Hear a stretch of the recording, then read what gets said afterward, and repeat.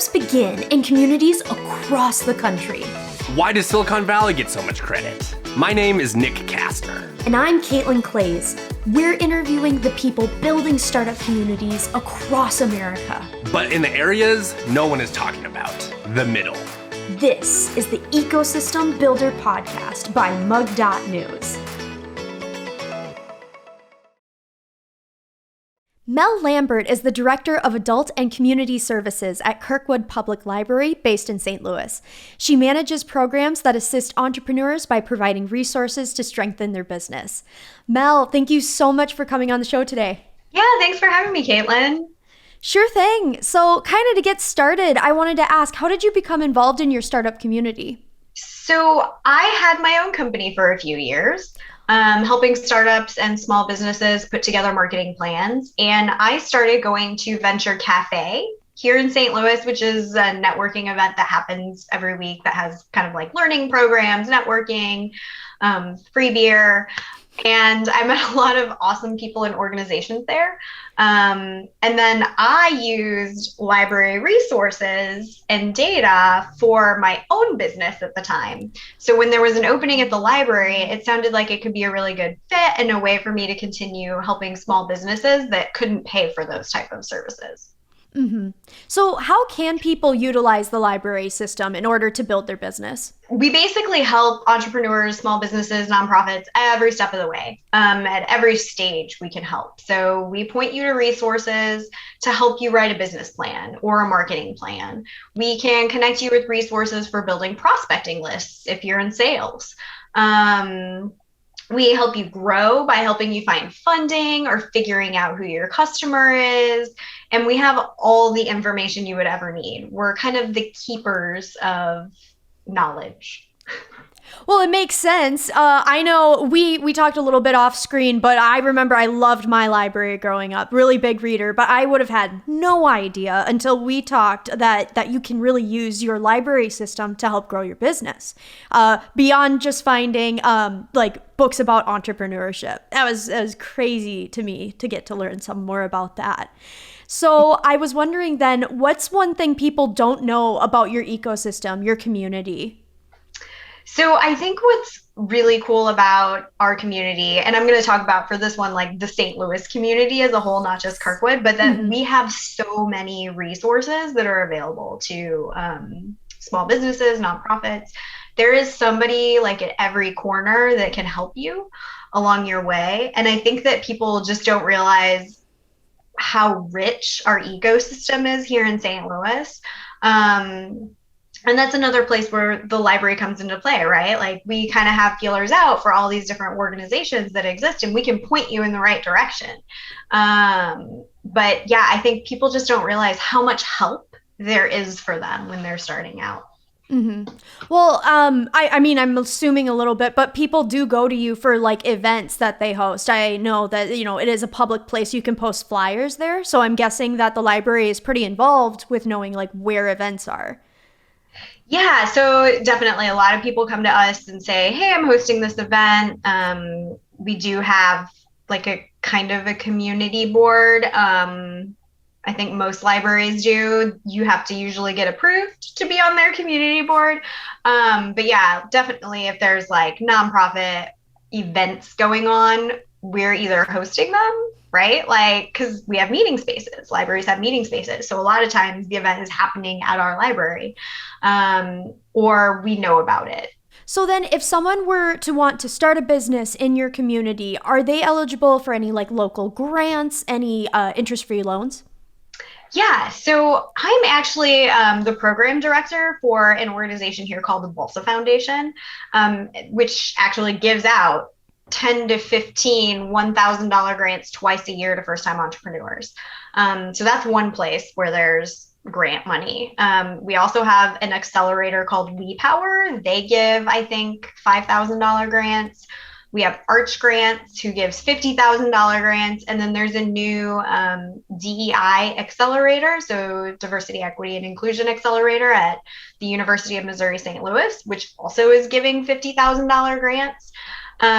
There were some interest-free loans when COVID started, but I think those have ended. or eligibility is ended for those. Right. But yeah, there's a lot of places to find money in the St. Louis ecosystem. Yeah, it's one of those things you just have to look. You listed out a ton just right there. So Right. There's like definitely options, even though the COVID ones have closed. Still, like you have multiple other options to go check out. And there's probably even more grants that, that corporations are giving or individual trusts are giving too that I just don't know about, and you just have to find them. Oh, definitely. And the national as well. Yeah. Even that still apply in St. Louis, but it's, it's everywhere too. So thank you for giving more about the information about the more locally centered ones. So if someone were to move to your community tomorrow and wanted to start their business, what would you suggest the first step they do? Obviously come to the library. But seriously, hit up your local library and, they can set you up with the connections in the community that you might need to start your business. So different chambers, different city information, where to find permit information or data. Basically whatever you would want to know starting out your business, libraries can point you in the right direction. Mm-hmm. That's one thing I really appreciate about library systems, at least in my experience. Librarians have always been connectors. If they didn't ever know an answer to a question I had, they always knew who to point to, what department to send you to in order to get you the best connected you could possibly be. Yeah, for sure. We do it all the time. Even like if I don't particularly know exactly what permit you need, I can say, well, I know you're in the healthcare sector, so here is, St. Anne's municipality, their rules for permits on their website. Go here, talk to this person, that kind of thing. Right. So you had mentioned, like in most libraries, they have meeting rooms or places that people can gather, collect. I was wondering, do you know of any more other co-working spaces that people would be able to utilize in your area? Yeah. So co-working spaces in Kirkwood, I'm not aware of any. But we do have there's Maplework in Maplewood, which is another suburb of St. Louis, which isn't very far from here. Hive 44 in Fenton, but a lot of the co-working spaces are in the city or in Clayton, Missouri, which is kind of like our financial district, I suppose. But there's great co-working spaces like Tech Artista, Thrive Co, and Rise, which is specifically for women. But there are a lot of co-working spaces definitely in the area. Definitely. So another place that entrepreneurs usually hang out in, gather, connect, are coffee shops. And so while those are closed, I was wondering if you have any suggestions on where people can head to once things open up a little bit. Yeah, so I'm pretty new to the Kirkwood area in St. Louis. But we do have a local chain here in St. Louis that has a location in Kirkwood called Caldy's. There's actually one right up the street from the library, and it's been my go-to place to go because they also have, it's part of this strip, and they have a huge, it's right by where the train goes by. We're a big train community. Mm-hmm. And they have this huge sidewalk space with tons of outside tables. And I've actually been meeting people there even during COVID because, we can sit outside, wear masks, and it's great. So that's one place. There's also a place called, and I'm sure I'm going to slaughter this because I've never actually heard someone say it out loud, Gelato di Riso, which is a gelateria, but they also have coffee drinks. And so I can't wait to hit that one up soon. And because I love ice cream. So if I can get a tiny scoop of ice cream with someone instead of coffee, I am in all for that. I love that. It's crossing all the different borders of, It's coffee shops, thing of the past. Let's go get gelato. Yeah, let's go get ice cream. You can still get your coffee, but I definitely need a scoop of ice cream this afternoon. No, and then I have, of course, oh, go ahead. No, you go. I was just going to make an ice cream pun. Oh, please make your ice cream pun. I love puns. Oh my gosh, I'm put on the spot. What was it? I totally lost it. My train of thought is completely gone. That's okay. If you think of it later, you can share it. Yeah, the train pun of going past the trains. Trains. Yes. Yes. Gosh. My sense of humor. I love it. No. Oh my gosh, where were we? Coffee. I was going to give shout outs to the coffee shops. Like, so I live in the city and there's like a coffee shop on every corner. And there's one called Gelateria del Leon. So I guess in St. Louis, we must be like a sucker for ice cream and coffee because it's one of my favorite places to go. It's when I was a small business owner, I would go there and they have like an entire space in their upstairs where like, if you're a small business owner, you can like go in and be like, hey, is the room available? And if it is, you can like make phone calls out of there and they're, you know, that kind of thing. Hartford Coffee, they have their own roasts you can buy by the bagful. Coffee Stamp, which just opened. They have really awesome cold brew and empanadas. So if you need a little empanada snack with your coffee. And then Kitchen House, which is like my go-to everyday coffee. And I'm sure now that I've kind of plotted out all those different places, people will figure out exactly where I live. Yeah, they could just go with the red lines and tax. Yes. There it is. Gelato everywhere. Let's go. Gelato, empanadas. I think I'm very food driven. Yeah, you know, you would love Austin. It's very foodie centric city as well. I've actually been there. There was a library conference there a couple of years ago. So they have an awesome library down there as well for business. Mm-hmm. So I'm definitely going to check this out because we only recently connected. And so once I learned more about libraries, I was like, I gotta go. That sounds like I'm excited to learn more. So I was wondering, you'd mentioned you were a small business owner, and I was wondering how you made that transition. What changed for you to be a community builder, an ecosystem builder? Yeah, so I guess maybe I was kind of always an ecosystem builder. I just didn't know that it was called something until I guess I got into libraries and started going to more of the ecosystem stuff. So this is it's kind of a personal story. I'll share it. Why not? So my husband had cancer and he was sick and we weren't sure if he was going to be able to continue working. So basically I was like, well, I need that sweet, sweet health insurance. So yeah, I made the switch from getting paid to help people to, finding a job that really, really fit. Like I remember a friend of mine was like, hey, you should apply for this because I know you're looking. And I was like, I don't know. And then, sure enough, I was like, okay, I'll give this library thing a try. I don't know. And then just fell in love with it. Was like, nope, this is where I belong. This is what I should do. Well, it's crazy how you stumble into these opportunities that lead to being your passion. On a sort of the same thing, I kind of stumbled into entrepreneurship as well, not really knowing too much about it. But from that, you grow and you find like that it truly is your passion. And I'm really like happy for you. Like you truly do love what you do. And like I can really tell from like this conversation. Yeah, I think it's fun. Like, there are things that I miss about being, having my own business and being an entrepreneur. But I think definitely being able to help people for free is like, yeah, you can just come to me and I can help you. I'm not going to send you a $1,200 bill after we talk. Mm-hmm. That has been like very freeing. Mm-hmm. Mm-hmm. So yeah, you are 100% a connector. You help people like meet others and know where to find resources, help them out in that way. I was wondering then if you have any suggestions on where and how to find events going on in your area relating to entrepreneurship.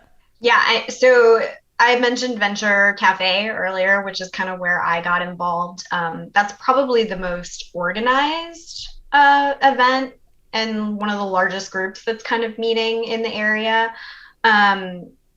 We also have something here in Missouri called Missouri SourceLink, which is a super awesome website that people can go to. And it's a great centralized place where people can post events that they're hosting so you can see what's going on at any given time.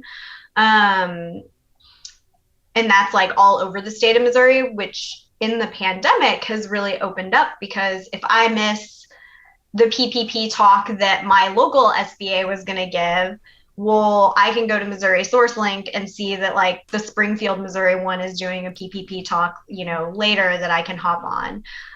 So having virtual opportunities has actually opened up a lot of different things. But yeah, and also the library is a cool spot to Yep. do that kind of stuff. I'm on all the email lists for everything, and I usually pick my favorites and post them to Twitter and LinkedIn. Your librarians may also be doing the same thing. So, there are people out there who are just constantly sharing like this event, this funding opportunity. Mm-hmm. Yeah, 100%, especially with like COVID has absolutely, hit the nail on the head with like COVID has changed things to be on virtual events. Pre-COVID though, did you have virtual events, or was it not as popular as it is now? Yeah, so we didn't. And I don't know a ton of libraries that did. Everything we have done was always kind of in person. And I think that really stems from the fact that there is still a digital divide in a lot of places. And so libraries are kind of the place where we've always seen ourselves as a place where anyone can come, whether you have internet or not, like, let's do this. Mm-hmm. But I think what will change in the future, at least I know for my library, we've had these talks about how we were able to open up opportunities for, people who, maybe the mom who wants to be an entrepreneur, but she's got to make dinner and, pick up the kids and all this stuff. So like coming to the library for a program doesn't make sense, but she can pull it up on the laptop and listen to it while she's cooking dinner. So I think for us moving forward, they'll be hybrid. So like we'll have a program in person, but we'll also be live streaming it so that if you couldn't make it into the building, you could watch it. I think that's probably where things will be headed in the future. Yeah, I think that outreach really helps people keep connected and open more doors and opportunities. Podcasting, clearly has gotten very popular, and there's so many things about it. Like anyone can have a podcast, but I have noticed that's the whole point. Like there's so much education out there while people are, again, working at home if they're an at-home parent. No, I think the idea of hybrid is a great one to continue moving forward. Yeah, I definitely think that with the digital programming we've been doing, it's also opened up to people who were like, oh, I didn't even know the library did that kind of thing. Because like, if you're not coming into the library all the time, you're like, but libraries have gotten a lot more active on social media and things like that. And people are like, oh, hi, library. I kind of forgot about you. What are you doing these days?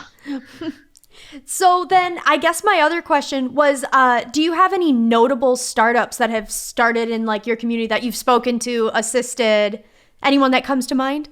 Okay, so you're going to think I'm a super bad ecosystem builder because I don't pay much attention to that kind of thing. I work with smaller businesses who have like great success stories about how they built up their small business or the community, but I have no idea if they're notable. I guess like Jack Dorsey is from here. He started Twitter and Square. I guess those are notable. Mm-hmm. But I don't think they didn't start them in St. Louis. I guess you could say I'm kind of unimpressed by notable things most of the time. I don't know. I want that to be on my tombstone. Mel Lambert. Unimpressed by notable things. ... most of the time. Well, I think also, like, from my perspective is I'm sure you're very, like, hands-on with the person you're working with, that it's more of the details that you're paying attention to rather than the following, they come to you for help and questions about that. So I'm sure that's where, like, you really, like, help out and it's very, like, detail-focused in that sense. For sure. And like sometimes I'll read a story, you know, in the St. Louis Post-Dispatch, which is our local paper, the Business Journal or something. And I'm like, oh, hey, I helped them. Or like somebody ends up on the 30 under 30 in St. Louis. But it's not like they're getting national recognition. And I'm sure there are companies that are doing that for St. Louis. I'm just not following. I'm just not paying attention. So then we talked about how you're offering this ability for people who are like, again, at-home parents who can't really come to the library. So that hybrid course is great. But then I was wondering, how does your community include diversity in any programs? So I think that libraries are really good at this. Because one of the main tenets of the library is that we're diverse by nature. Everyone can come here, no matter how old you are, or your income, or your gender, or sexual orientation, or race, or neighborhood, or education, or technology proficiency. You can come to the library and get information. Mm-hmm. Hard stop. I think libraries try to plan programs that reflect that diversity and also partner with people and organizations who find diversity important. But everyone, no matter their background, has to start somewhere. So why not be at the library? Mm-hmm. And so we seek out basically the people that also align with those values. Mm-hmm. And it's complete public access. Like everyone, like governmentally, you are allowed to go to a library. They can't kick you out, you know, unless you're being ridiculous. But yeah, like we kick you out, but like it happens so frequently. Like like it would have to be a real bad situation. Mm-hmm. But yeah, like for sure, you can come to the library and, you know, have your meetings. And we have people like, it's so funny. A lot of the times I'll say we're the original co-working space because people just come there and set up shop and work from the library. Not right now, but like, you know, when we're open, that's what people did. And it didn't matter. Like it could be the guy who is trying to start up a lawn care business.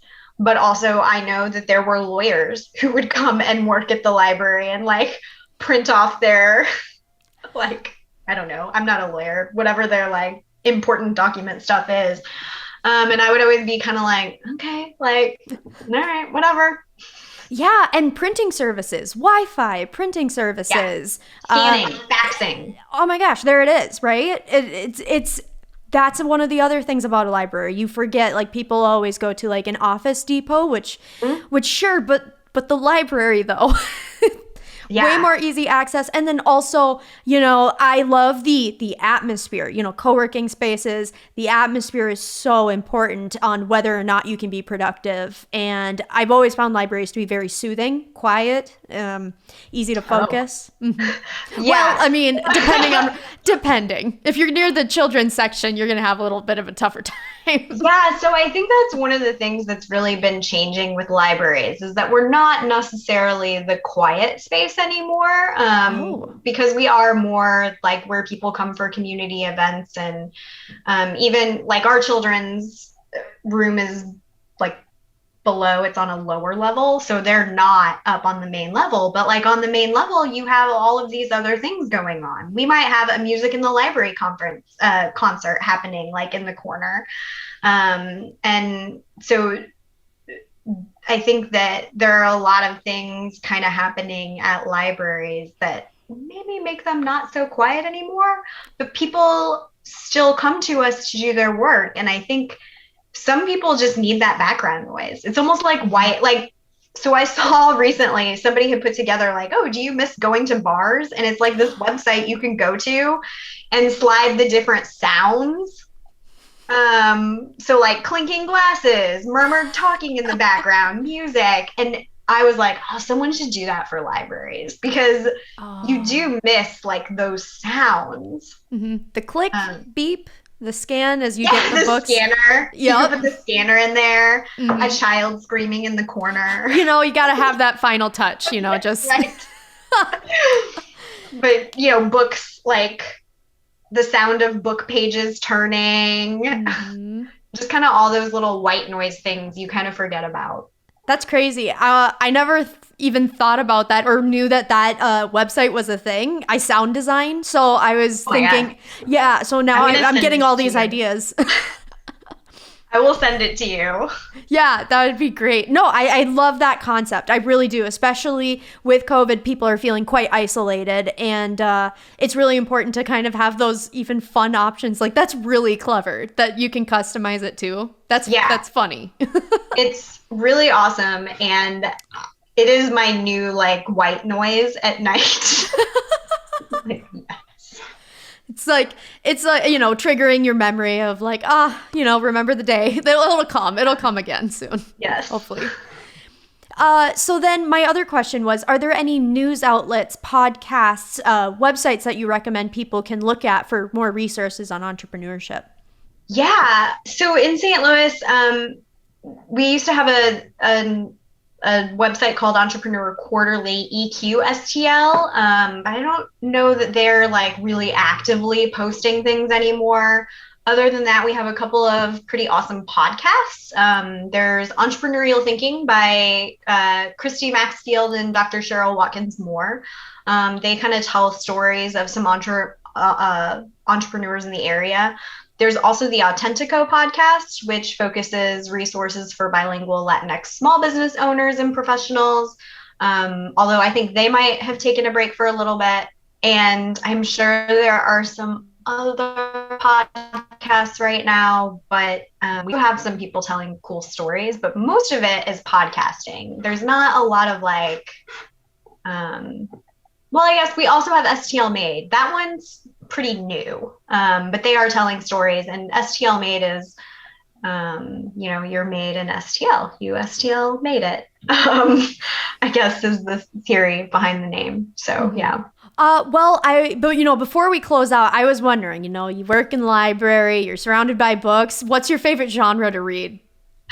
So, this is fun. I'm a big reader of, I guess it's not really a genre, but graphic novels. And I guess if I had to pick a genre within graphic novels, it would be like noir. Like, I don't know. I know what you're talking about. I like dark. I don't know, like 100 Bullets is one of my favorite series that came out. But in the last year, I really liked The Banks, which was Roxane Gay put out. It's about like these three women pulling a heist, and it has this kind of noirish like flavor to it. So I guess that would be like my genre. I read a lot of business books too, but not really for pleasure. So no, I love graphic novels. In my opinion, I feel like they've gone even more in depth. So for example, for me, comic books, Marvel, like the first edition stuff, like that's what I read still and collect. So those are like the older versions where it's like those are very kid-centric, focused for kids. But I've noticed as well, because I love graphic novels too, but they have become just as like intricate and detailed as some other stories. And depending on what you're looking at, that dialogue is there. And then for some others, it really paints the picture through the pictures, so where, you might be using, instead of writing the five senses, you see it on the paper. I think that's probably what I love about them so much is the art, but also that they're shorter. That's really dumb, but like, I don't want to read Dostoevsky. Like, that doesn't appeal to me. So, give me something that's a story in of itself, and then I can read that and move on. I actually didn't read my first superhero comic until I was in my 20s. Oh, cool. Which one was it? I am trying to remember. What was it? I think the first thing I read was Grant Morrison's JLA. Oh, okay. And that was my first dipping my toe into like the superhero world. And now I read a lot of superhero comics, but starting out, I grew up on Archie. So it was always like this like slice of life type of comics. Right. Yeah. I was definitely into X-Men, 100%. No, I know all the like details and everything, but I feel like we could 100% talk comic books all Probably. day long and graphic novels. So I was wondering, before we completely close out, I was wondering if you had any final thoughts related to entrepreneurship, library ecosystem building, or anything about St. Louis that you'd like to share. Oh my gosh. I guess just go to libraries. If you're starting a business, look at your local libraries, see what they're offering. Read books that look interesting. Listen to podcasts. Don't be afraid to ask for help. That's a huge one. Ask questions, ask lots of questions. Librarians are great at helping you figure out what you really need or what you're really looking for. Don't be mad if we ask you a ton of questions back. We're just trying to get to the heart of who you are as a business and connect you with the best resource. Mm-hmm. Well, Mel, thank you so much for coming on the show, and I have really appreciated your time and your conversations. Yeah, thanks for having me, Kaitlyn. We'll talk some comic books later. Sounds like a plan. All right. Now that we've learned about an ecosystem from a person who's building it, I'm going to link back up with Nick to clarify on some jargon and take a deeper dive into this ecosystem. I'm sure you got to hear us talk about like comic books and graphic novels, so that was a great way to end the conversation. Yeah, it's classic Kaitlyn to like start nerding out about comic books or theater or some artsy, I guess, type of media. But yeah, so what were your biggest takeaways? I have to say, no, like learning about your library and entrepreneurship even. And it sounds like the simplest thing, but I truly didn't know that your library can help you so much grow and build your business. Basically, Mel shared about all the programs that libraries have of all like databases that entrepreneurs look up, and they can help you along the way of who your audience is, who you're trying to have as a client. And there's just tons of things available. And at the very least, it's kind of similar to a co-working space and printing services as well, at the very, very least. So, I mean, it was crazy to learn about how helpful librarians can be and just libraries in general. Yeah, and I wouldn't have thought about this. We kind of like talked about, we did a little post-interview recap, the post-interview recap. And I would have never thought about that, and like the access to internet and access to a computer having an impact on economic development. So very, very cool. Did you have to look up anything after? Other than the libraries nearest to me, I kind of checked out. I'm a little bit bummed. COVID-19 has kind of shut down most libraries, so a lot of them are closed, sadly. But it made me like revamp my love for libraries, because when I was younger, I would be at a library constantly in the summertime. It was like the library, the pool, and biking. That was all I did. That's funny. You're making me flashback to, I guess, my childhood, that I also, and like my library had like a reading contest. Oh yeah, reading contest. Reading contest. And then we also had like a guess the amount of pennies in the jar type of thing. Did your library do that? Yeah, we had little toy dinosaurs. Mm-hmm. It's also, my other comment on this is, who was like the billionaire in the 30s who gave all of his money to start libraries? Wasn't it like Carnegie or like someone? And like most libraries are like thanks to his endowment. I'm sure this was like on their like the bullet list of like why they're doing this, that it would impact economic development by giving entrepreneurs access to these kind of things. So again, It's just cool and goes to show kind of the whole theme of the show is like to build an ecosystem. It takes like, you have to think in terms of decades and not in 6 months, like some people kind of get caught into. And just goes to like the decade foresight of like, oh, we need this as an institution in every community across America. Right. And what I also liked about it was that equal access. Like, it's a government provides service, and so everyone is promised access to it. It's not like you have to be of a certain class or, of how much you make. No, everyone is allowed to go to the library, and everyone is welcome to become more educated and learn there. Yeah, it's very affordable too. Was there anything you wanted, anything else you wanted to touch on? Actually, I wanted to turn it around, and I wanted to ask, what's your favorite genre of books? Because Mel and I talked about ours, so I was wondering. I was like, what does Nick read? What do you like? Genre of books. So if you're watching on YouTube, I have a whole bookcase behind me. And there were certain periods of my life, like I mentioned, younger and even in college and even right out of college, I was like a voracious reader. I've gotten more, and this is on brand. I've gotten way more into podcasts that I listen to things for an hour to two a day. I just finished Barack Obama's new book, an audiobook. So that's, and I also got it for Christmas. But yeah, that's my last read, even though I listened to it. It's long and hefty, but pretty. It's good. It draws a bunch of parallels to today. I could talk about this for quite some time, Kaitlyn. I would say the thing I resort to is fiction. I do kind of like get lost in fiction. And then fantasy is a genre that I am hit or miss. Like Game of Thrones, die hard Game of Thrones.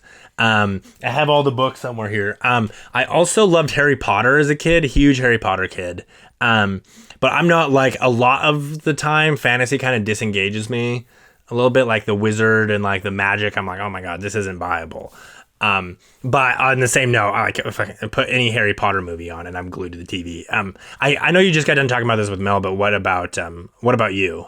I told her about like my love for graphic novels and comic books. Loved X-Men. They were my favorite comic series.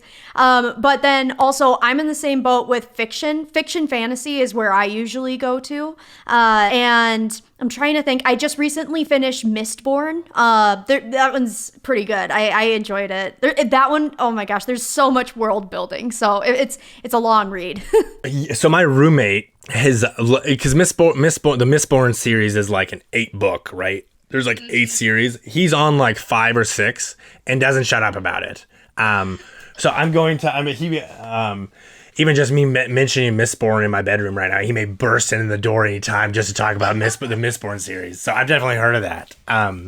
What's your favorite? We're not just like going on. This is going to be a longer episode than normal because half of it, the last 10 minutes, is talking about books. But what is your favorite, like, what's your go-to recommendation of like when someone's like, oh, what book that you're like, read this? Oh, wow. If you like kind of like thriller, kind of like questioning and like there's a little bit of fantasy side to it. It's called, disclaimer, it is an adult novel, but it's called Blood Gospel. And the thing is, it's so well written. I'm a very much like a communication and personality based person where like interaction between characters is very important to me, and like seeing different points of view. The two authors do a beautiful job of portraying 3 main characters and a fantastic point of view. They switch between the 3 of them. One of them is a woman, and I will say, despite this being like, there's some gory element to it, but she is the best written female character I have ever read. So I really recommend that. It might not be in your genre. There's a little bit of horror to it, but I can't speak highly enough about how well the characters are written. And again, the best female character I've ever read. Okay, that's a statement. The one that, have you ever read Girl with a Dragon Tattoo? I watched the movie. So the movie's good. The book is as good, if not a little bit better than the movie, as most books are. If you've seen the movie, I always have to give the caveat because I don't want to like toss this to some grandmother. It is more violent than the movie. It's a very, very violent novel. However, it's also on the same hand well written, which even kind of like the violence portions, you're like, oh my God, I can picture exactly what's happening and my stomach hurts. But there's so much just like the plot and the mystery and the drama and the thrill, like the like thrill components, action, I guess is what you would call that. That's my go-to, with a caveat of like, hey, you have to be cool with like every single type of violence that there is. Like there's people murdering children, sexual violence, a whole bunch of stuff, but it's really, really well done. So that's my go-to suggestion. Yeah, I mean, again, I love this. I love nerding out about libraries. Clearly, we talk about how much we love like the different genres and like the more enjoyment of libraries. But like, we both wouldn't have thought that you can use it for entrepreneurship. So I think that this rant and tangent was perfectly placed. I regret none of it. Yes, yeah. Anything else you want to touch on before?